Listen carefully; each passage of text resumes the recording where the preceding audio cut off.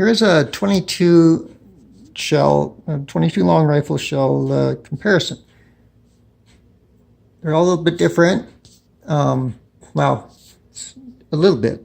The only one that has a different length is the CCI in the shell, the empty shell itself. The rest of them are all the same. So that way, the CCI can get a little bit, the stingers can get a little more powder in them and more velocity. CCI is 1640 feet per second with 32 grain bullet, so it's a lighter bullet too. And then your Yellow Jacket, which is more of a hollow point. It's a good hunting bullet. Maybe not as accurate as the Stinger. It's 1500 feet per second with 33 grain bullet. And moving down to this bulk, Federal is 36 grain bullet at 1260 feet per second. That is the slowest out of all of them. It's very small hollow point.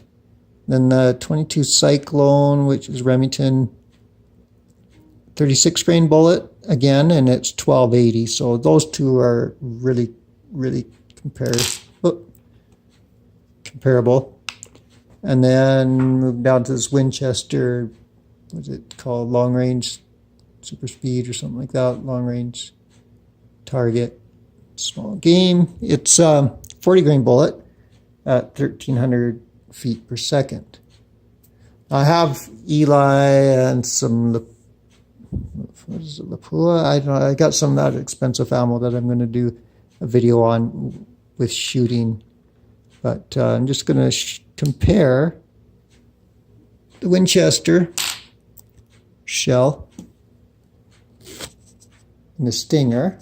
There's a fair bit difference there, and then the bullet to 40 grain versus